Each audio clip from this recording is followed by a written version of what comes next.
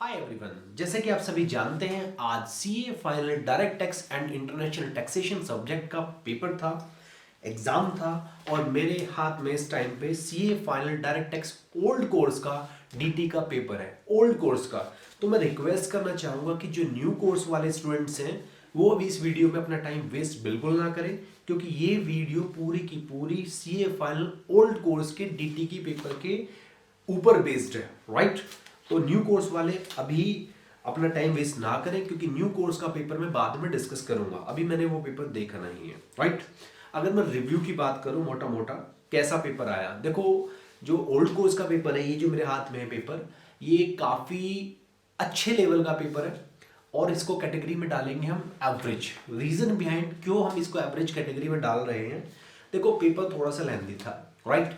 दूसरा क्या है कि देखे हुए क्वेश्चंस थे, यानी इंस्टीट्यूट ने जो अपने पास एग्जाम्स में आरटीपी एमटीपी या फिर स्टडी मैट में जो भी क्वेश्चंस थे वो यहाँ पे पूछे हुए हैं, राइट। तो इस बेसिस पे हम कह सकते हैं इस पेपर को एवरेज पेपर है, राइट। अभी क्या है, काफ़ी स्टूडेंट्स बड़े परेशान हैं। परेशान क्यों हैं कि भाई सब जगह हुक्का मच रहा है कि डीटी का पेपर आसान है आसान है, लेकिन होता है ना कुछ स्टूडेंट्स की अच्छी प्रिपरेशन नहीं होती और उनका पेपर अच्छा नहीं गया होगा, दिस में भी पॉसिबल, राइट। तो मैं उन सभी स्टूडेंट्स से एक बात बोलना चाह रहा हूँ कि आपका पेपर अच्छा क्यों नहीं गया। देखो मैं स्टार्ट करता हूँ एक शॉर्ट वे में, आपको मैं बताऊंगा कि ये पेपर क्यों आसान था, क्यों सारे बच्चे हैप्पी हैं। सबसे पहले हम इसके क्वेश्चन नंबर 6 पे आ जाते हैं। क्वेश्चन नंबर 6 एक बार मैं अपने लैपटॉप में भी खोल ही लेता हूँ यहाँ पे, ताकि आपको स्क्रीन पे ये पेपर विजिबल हो पाए। Let me open the paper, wait.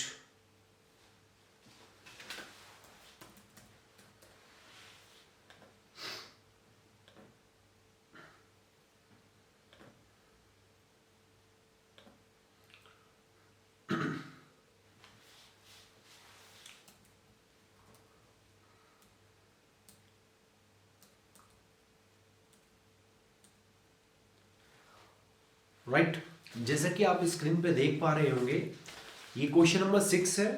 और क्वेश्चन नंबर 6 में ए पार्ट पूछा है, describe the procedure to be followed by the authority of advance ruling on receipt of its application under section 245 और and the circumstances in which it should not allow it. कौन सी ऐसी circumstances है जिसमें ये application को allowed नहीं करेगी, यानी एक्सेप्ट नहीं करेगी। तो दोस्तों ये 6 मार्क्स में क्वेश्चन आया था और ये 6 मार्क का क्वेश्चन मैं आपको एक छोटा सा इसका डेमो दिखाता हूँ। जैसा कि आप स्क्रीन में देख पा रहे हैं, जो मिशन 60 वाले स्टूडेंट्स थे उनके साथ मैंने ये ऑलरेडी चार्ट डिस्कस किया हुआ था, जहाँ पे मैंने आपको बताया था कि सबसे पहले क्या होगा, एक एलिजिबल एप्लीकेंट क्या है, एप्लीकेशन देगा किसे, अथॉरिटी ऑफ एडवांस रूलिंग को। ऑप्ट आउट करने का ऑप्शन है विद इन 30 डेज के बाद किसके पास है, अथॉरिटी के पास पावर है कि वो उसको रिजेक्ट कर सकती है, राइट। उसके बाद क्या होगा, अथॉरिटी ऑफ एडवांस रूलिंग में एक्सेप्ट और रिजेक्ट द एप्लीकेशन। कुछ केसेस थे जिसमें 100% रिजेक्ट होगा, राइट। तो यहाँ पे सेकंड पार्ट में यही पूछा था, circumstances which should not allow it, कि ऐसी कौन से सर्कमस्टांसेस है जिसमें ये एप्लीकेशन अलाउड नहीं होगी। तो यहाँ पे ये चार्ट में बड़ा प्यारा से मैंने लिखवाया हुआ था। एक तो बता देता हूँ, in case of public sector unit which when question is already pending before high court और supreme court. Public sector unit के लिए अगर ऑलरेडी कोई क्वेश्चन हाई कोर्ट या फिर सुप्रीम कोर्ट में पेंडिंग है तो अथॉरिटी ऑफ एडवांस रूलिंग उस पब्लिक सेक्टर को की एप्लीकेशन को रिजेक्ट कर सकती है। लेकिन अगर पब्लिक सेक्टर यूनिट्स के अलावा हम किसी और की बात करें, तो अगर आपका क्वेश्चन ऑलरेडी पेंडिंग है बिफोर इनकम टैक्स अथॉरिटीज या फिर हाई कोर्ट या फिर सुप्रीम कोर्ट में, तो भी क्या है, अथॉरिटी ऑफ एडवांस रूलिंग इसको रिजेक्ट करेगी। तो ये सर्कमस्टांसेस थे और प्रोसीजर ये पूरा का पूरा चार्ट में है, जो हमने ऑलरेडी काफी बार डिस्कशन किया था। इवन मुझे याद नहीं आ रहा कि मैंने इसके ऊपर वीडियो बनाया था नहीं बनाया था पहले, बट ये चार्ट मेरा ऑलरेडी बना हुआ था, प्रिपेयर था और काफी हमने अच्छे से किया था। तो 6 मार्क्स ये ऐसे थे, बहुत ही ज्यादा सिंपल। मैं ये नहीं कह रहा कि मैंने, ये कॉमन क्वेश्चन है, ये कॉमन क्वेश्चन है, पास्ट एग्जाम्स में भी पूछा जाता है। एडवांस रूलिंग वाले चैप्टर में कुछ है ही नहीं, 4 क्वेश्चन वहां सारे ही हैं, जिनमें से 2 क्वेश्चन यही थे, राइट। इसके अलावा 6 क्वेश्चन का अगर हम पार्ट बी की बात करें, जैसा कि आप स्क्रीन पे देख सकते हैं, पार्ट बी, राइट भाई पूछा है कि यहाँ पे स्पेसिफाई करो कि टैक्स प्लानिंग है, टैक्स इवेजन है, या फिर टैक्स मैनेजमेंट है। Tax planning, tax evasion, tax management. भाई इतना आसान टॉपिक कहीं है ही नहीं। पहले का आंसर टैक्स प्लानिंग, दूसरे का टैक्स इवेजन, तीसरे का टैक्स इवेजन और चौथे का टैक्स मैनेजमेंट। जिस स्टूडेंट का ये मैंने पेपर लिया है उसने बिल्कुल करेक्ट लिखे हैं, यहाँ पे लिखे हुए हैं, राइट। ये मैंने ऑलरेडी चेक कर लिया। तो ये मतलब 10 और 6 और 4 ये 10 मार्क्स ऐसे थे जिसको बोल सकते हैं हम लड्डू पेपर, लड्डू मार्क्स। इसके अलावा भाई ये क्वेश्चन नंबर 6 का जो सी पार्ट था, इसको बोलते हैं डिविडेंड स्ट्रिपिंग। आप देख लो स्क्रीन पे ये वाला क्वेश्चन, डिविडेंड स्ट्रिपिंग, राइट। तो ये डिविडेंड स्ट्रिपिंग में एक क्वेश्चन था आपका डिविडेंड स्ट्रिपिंग का, जो आपके स्टडी मेट प्रैक्टिस में उन्होंने दिया हुआ था। ये बिल्कुल सेम काइंड ऑफ क्वेश्चन है, ठीक है जी। और यही क्वेश्चन आपको 4 मार्क्स के लिए इंस्टीट्यूट ने पूछ लिया। तो यानी 14 मार्क्स ऐसे थे जो इंस्टीट्यूट ने आपको दे दिए कि भाई ले लो, दे दिए भाई ले लो। किसी भी टीचर से आपने कोचिंग ली है, किसी भी टीचर से आपने कोचिंग ली है, ये टॉपिक 99% टीचर्स ने कवर किया होगा, राइट। अगर आपका ये क्वेश्चन नहीं हुआ है तो गलती आपकी है, लैक ऑफ प्रैक्टिस से कहीं ना कहीं जो आपको इम्प्रूवमेंट करना है, राइट। अच्छा तो यानी 14 मार्क्स लिख लो भाई कहाँ कहीं पे।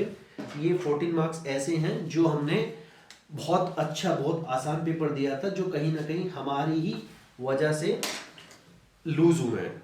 आगे बढ़ते हैं, राइट। आगे बढ़ते हैं।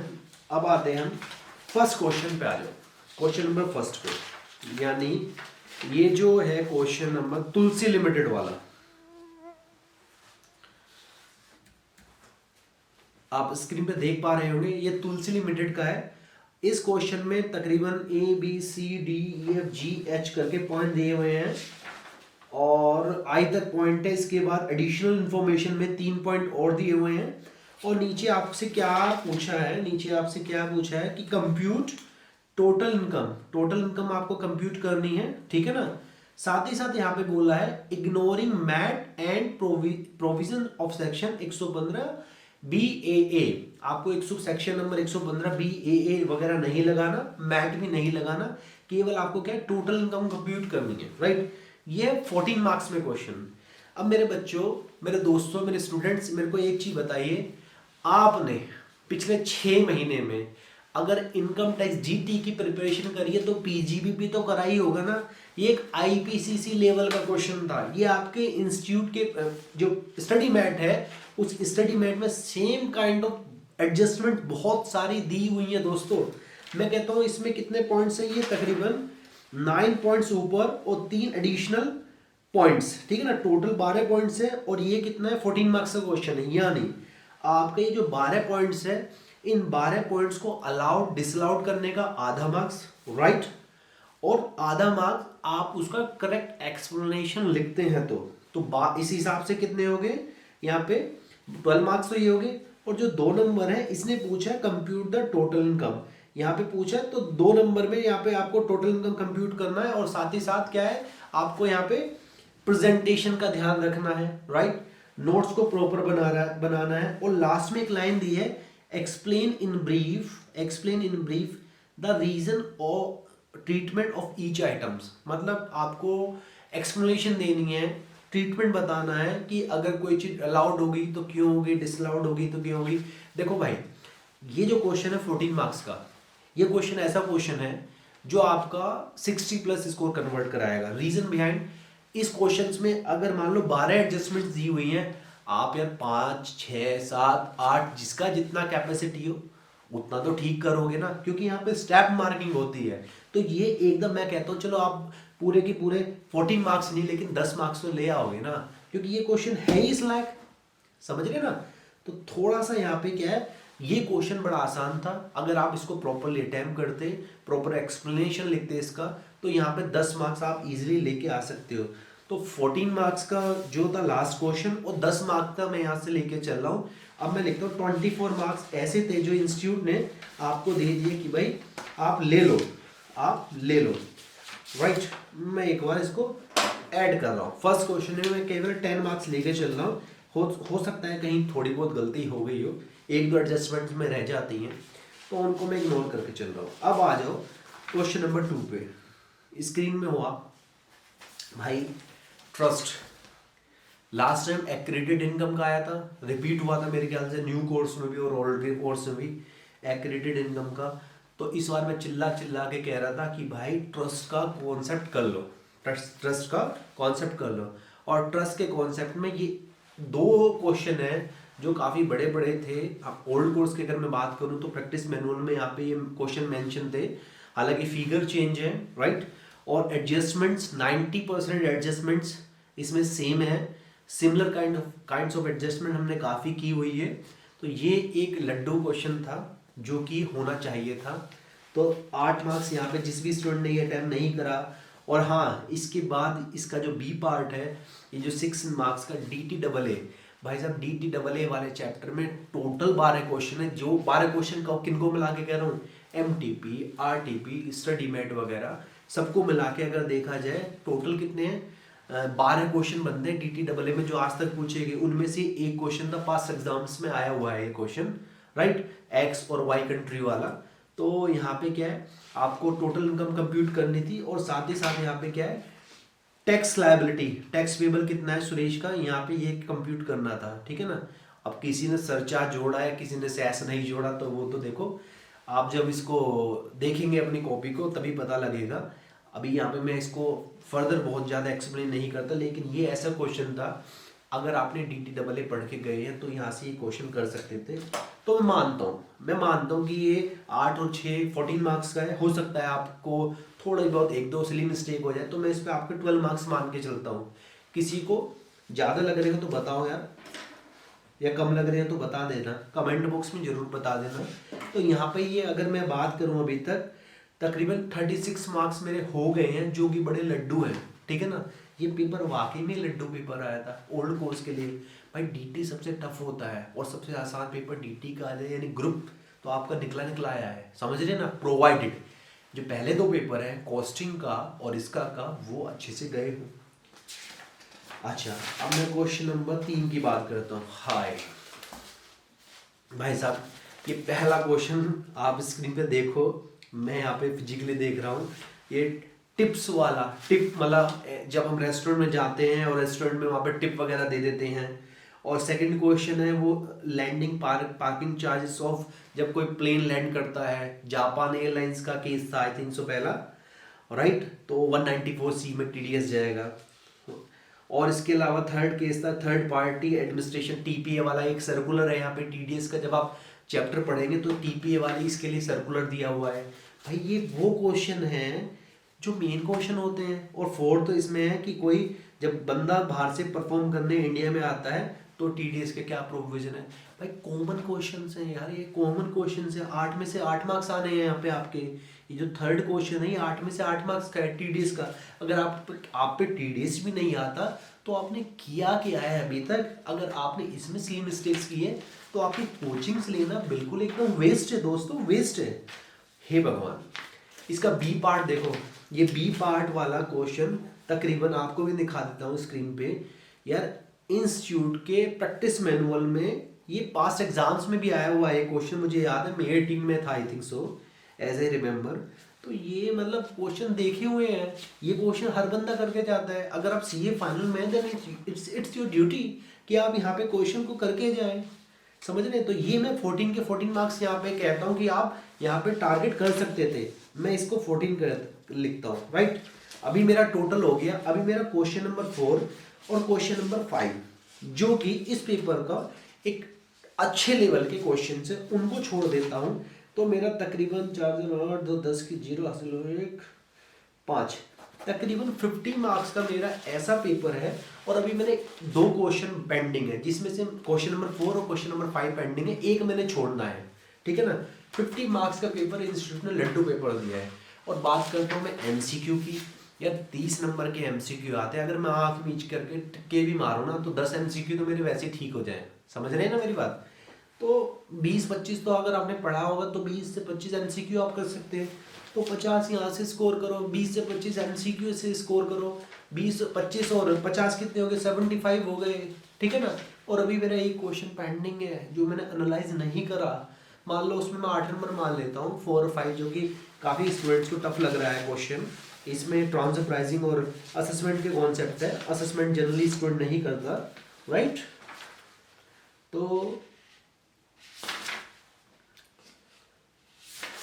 ये ट्रांसफर प्राइसिंग का जो इसका क्वेश्चन है, आप स्क्रीन पे देखिए पेज नंबर 10 पे, ये भी मेरे को पास्ट एग्जाम्स का क्वेश्चन के सेम लग रहा है, पास्ट एग्जाम में आया हुआ है पेज नंबर 10 पे, ये वाला question B part, same kind of question मैंने कहीं देखा हुआ है, राइट। तो इस तरह का मतलब मैं तो चलो इग्नोर करके चलता हूँ क्वेश्चन नंबर 4 और क्वेश्चन नंबर 5 को इग्नोर करके चलता हूँ, बट यार इस पेपर में नंबर आने चाहिए आपके। अगर आपके इस पेपर में नंबर नहीं आ रहे तो बड़ी सोचने वाली बात है कि क्या मतलब क्या किया है आपने, कैसी आपने प्रिपरेशन की है, कितना आपने रिवीजन किया है, तो थोड़ा सा सोचना बनता है। काफ़ी स्टूडेंट्स का रिक्वेस्ट आ रहा था कि ऑप्ट आउट करें या ना करें, देखो डिसीजन इज योर्स, मैं तुम्हें पर्सनल गाइडेंस दे सकता हूँ, यू कैन कॉल मी, ठीक है ना। Publicly I can not speak because जो ऑप्ट आउट करने का सिचुएशन है वो ड्यू टू कोरोना है, ठीक है ना, ड्यू टू एग्जाम बेकार गए ये नहीं है, ठीक है ना भाई। तो आई होप आप मेरी बात समझ रहे होंगे। और ये हमारा बैच है और इसमें हम काफ़ी प्रैक्टिकल क्वेश्चन कराएंगे। तकरीबन 2500 रुपये इसकी फीस लगी है, 17 डेज का बैच है। तो जो भी आपके फ्रेंड्स हैं जिनका पेपर अच्छा नहीं जा रहा उनको बोलिए ये बैच ज्वाइन करें, और मैं प्रॉमिस करता हूँ कि आपका अगर इस लेवल का पेपर आता है तो you can score very good marks, okay. और आपने मेरा पीपीटी कुछ मेरी वीडियोस पढ़ी हैं ऑलरेडी चैनल पे, आप पहले उनको देखिए, उसमें मैंने 3 वीडियोस आई थिंक सो डाली हुई है, एक एक 1.5 घंटे की। तो आप एक बार देखो यार, टाइम लगाओ, आपने न जाने कितनी वीडियोस देखी होंगी अब तक, थोड़ा सा मैं चाहता हूँ उसमें टाइम लगाइए। अगर आपको लगता है यस कि कुछ हमें बेनिफिट हो रहा है या इस तरह से हम प्रैक्टिस करें सर के साथ तो बेनिफिट हो सकता है, तो प्लीज़ हमसे जुड़िए यार। तो थोड़ा सा मतलब I am very unhappy with many students who are saying कि सर ऐसा पेपर हमारा अच्छा नहीं गया और मैं 9 महीने से पढ़ रहा था, 10 महीने से पढ़ रहा था, मैंने इतनी सारी कोचिंग्स ले ली। तो there is no benefit of such kind of coachings कि अगर आप कोचिंग लेके उनकी प्रैक्टिस नहीं कर रहे हैं या उस एरिया की प्रैक्टिस नहीं कर रहे हैं जो एरिया जनरली एग्जाम से पूछा जाता है। ठीक है दोस्तों, ये एक छोटा सा वीडियो था जो भी मैंने एनालाइज किया, मैंने जो भी असेसमेंट किया तो मैंने अपने स्टूडेंट्स को बताया, साथ ही साथ मैंने अपना एक छोटा सा यहाँ पे अपकमिंग जो बैच है 15 दिसंबर 2020 यानी अब से तकरीबन 10 दिन बाद स्टार्ट होने वाला है, 11 बजे से लेकर 2 बजे, तकरीबन 17 डेज का बैच है, 50% ऑफ है अभी, राइट। तो ये मैंने एक छोटा सा अपना एडवर्टीजमेंट भी कर किया है। कुछ यहाँ पे चैप्टर्स जो हैं हाईलाइट है, वो चैप्टर्स के नोट्स अंडर प्रोसेस है, हाउएवर 80% नोट्स कंप्लीट हो चुके हैं। प्रैक्टिकल बेस्ड अप्रोच है हमारा, इंस्टीट्यूट के जो पास्ट एग्जाम्स के क्वेश्चन है वो हम कवर करते हैं, right. Thank you very much.